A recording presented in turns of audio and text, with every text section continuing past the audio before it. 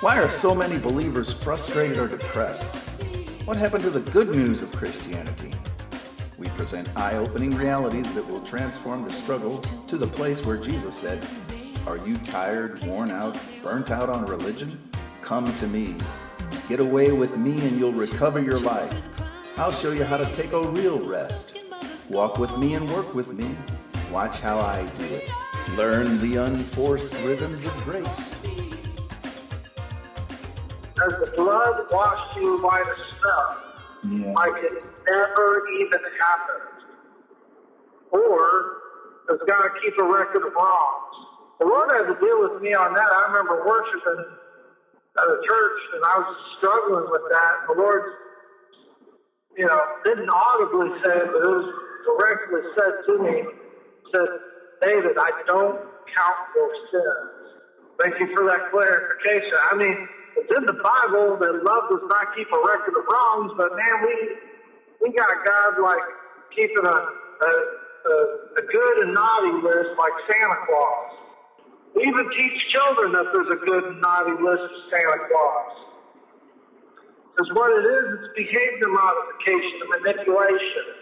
We teach them a story, a fable of a man who will give you presents if you're good.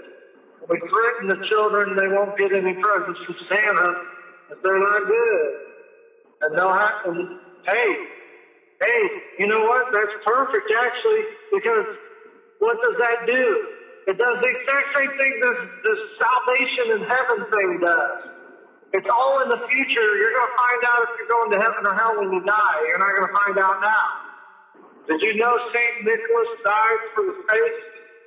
No. He was tortured for the faith. Wow. He gave to needy children. It says that our spirit bears witness with his spirit that we're sons of God. Good one. I love it.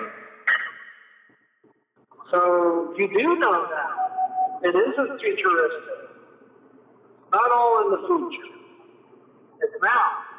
I read a question about the finished work of Christ that it is just so, it makes me so intent on rejoicing. And of course, it's one of those things that I would have completely rejected years ago. but the question is, now that God has made it to where you don't have to do anything, what will you do?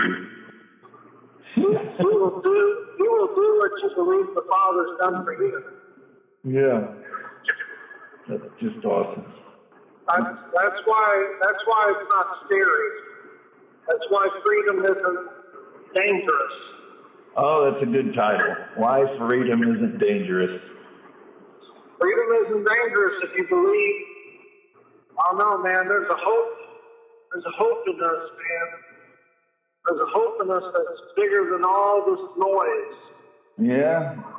The ones that need to win the arguments are the ones that are still insecure in their faith and what they believe.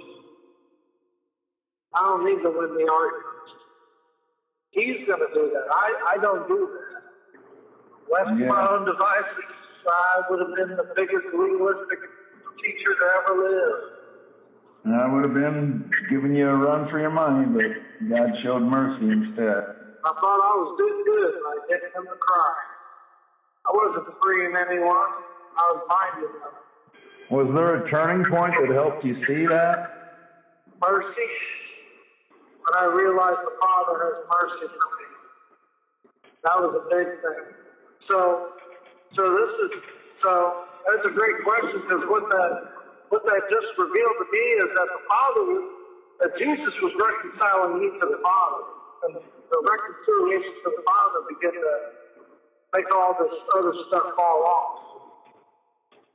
Ah, good. Jesus wasn't there to destroy every theological argument. It's like, I know the ultimate cheat code. I'll just reconcile them to the Father. Reconcile them to the Father, it's going to fall off on its own. The Father doesn't operate the way I was preaching. So I had to back off because that's not the Father I know. My Father's merciful. He's not sending everyone to hell because they looked at him the wrong way. It's the character of the Father that changed me. I am who he says I am. I am, he is in me and I am in him. Everything he is mine and everything I am is his. I thought we talked about how great the Father is, how good of a Father. But ultimately, discipleship has to be done in family, and it's absolutely dysfunctional to do it as an institution. It's impossible. You can't do it as an institution. Where was Jesus' 501c3? I'm not saying you can't have that. I'm just saying, at the end of the day, it has to be relational. You can't do it the other way. Yeah. It's been tried the other way for millennia. The Apostle John, at the end of his life, being wheeled in on a cart or whatever, and for his sermon, it would be, love one another, little children. And then they wheel him back out. Seems like that should be the focus. It doesn't seem like it should be anything else that we do. And that assumes that we know we can actually do it. Yeah. Because if you tell the average church member now, they're going to come up with the exceptions. Oh, I can't forgive the person over there. It's childish, man. And even the pastor will say, I know it's hard when you have to deal with your relatives. So that's Antichrist. Yeah, it definitely is. The spirit of the Antichrist is strong. Yeah, we're all afraid of the beast and the 666 Antichrist, and here we are preaching Antichrist stuff to people. Yeah, I love what you said, that freedom isn't dangerous. Freedom isn't dangerous. People want authentic family. The lost want that. The lonely, God puts the lonely in the families, and then until they find out that the family's just a church, and they'll see them on Sunday, and that's it. There's no follow-up. There's nothing. Because it's a business. It's not family. We were taught a bunch of traditions. Mm-hmm. If we never saw that story before, from what we know of the gospel now, I'm sure we'd have a different opinion of it, but we have such a tradition that was taught of the story. We're trying to now reconcile what the actual meaning of it is. Yeah. It's a completely different lens, and it's hard to even communicate that with Christians until they wear a different pair of glasses, the grace glasses. Because someone has done something to us, we think that action should be mirrored back. But actually, the more mature love way would be, I'm not going to allow someone else's wrongdoing control me to do that too. Gospel is that there is mercy. Judas took his own life because he didn't believe there was any mercy. But there was mercy. What's nuts is the law had a provision of mercy. We just talk about, we act like the thief on the cross was that smart. Like, why is the guy carrying that this guy is the Son of God? Like, where does that come from? If Jesus had the moment to ask, hey, who revealed that to you? That he'd be like, I don't know. And he's like, well, it's my Father in heaven that revealed it. We know that that's what Jesus would say. So the Father literally revealed on the cross to the thief that was on the cross that Jesus was the Christ. And that's why he was with him in paradise. It wasn't a deathbed confession. He experienced Christ, and the Father revealed it to him. One of the criminals who had been hanged on the cross beside him kept hurling abuse at him, saying, "Are you not the Christ? Save yourself and us from death." So that's the other criminal. He's recognizing that Jesus has been proclaimed as Christ, and he's questioning him. That's a good point. He's questioning him in the accusational way. But the other thief rebuked him. Isn't that interesting? Do you not fear God, since you are under the same sentence of condemnation?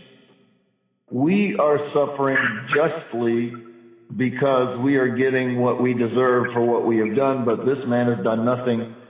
And he was saying, Jesus, please remember me when you come into your kingdom.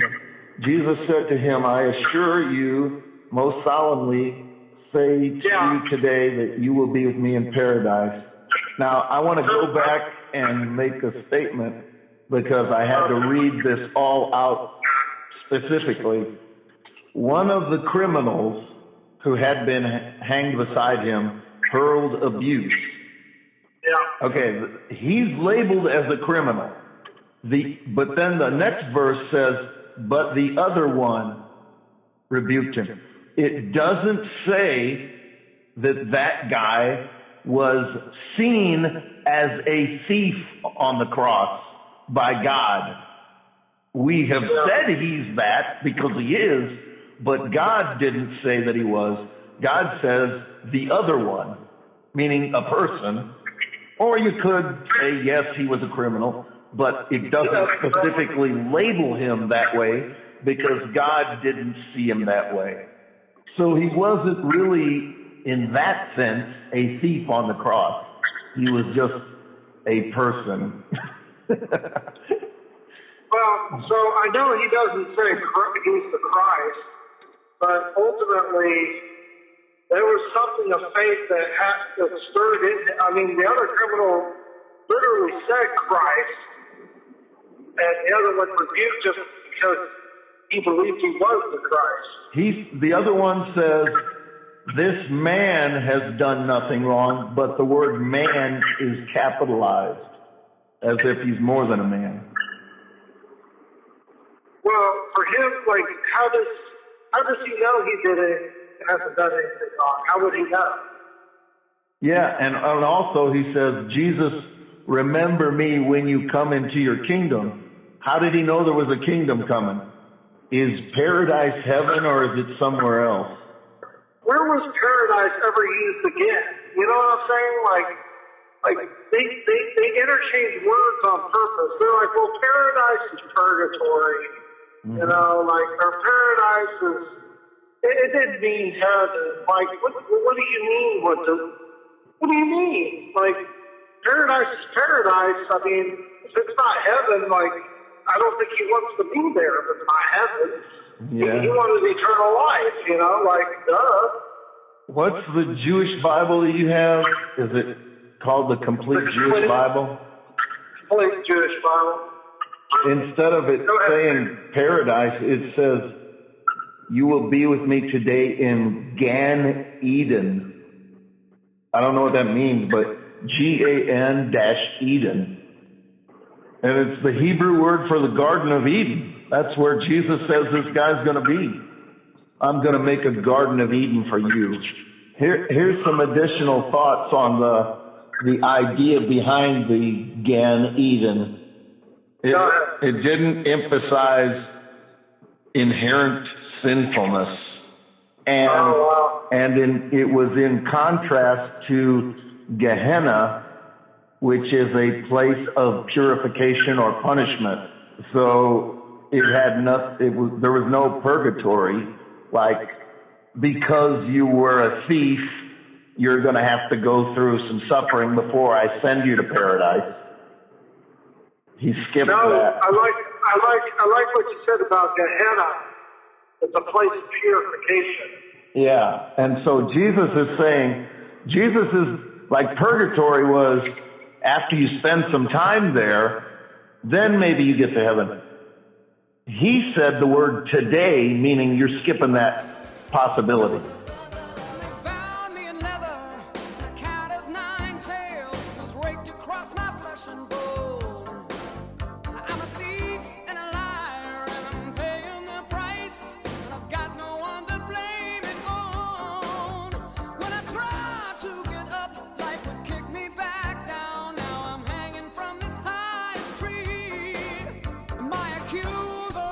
and now you know the rest of the gospel. You could find us here each week on Amazon, Spotify, iHeartRadio, Apple, YouTube, and other popular podcast platforms. Do us a favor and share this with a friend. If you don't have a friend, share it with an enemy. God bless you. This is John and Dave signing off.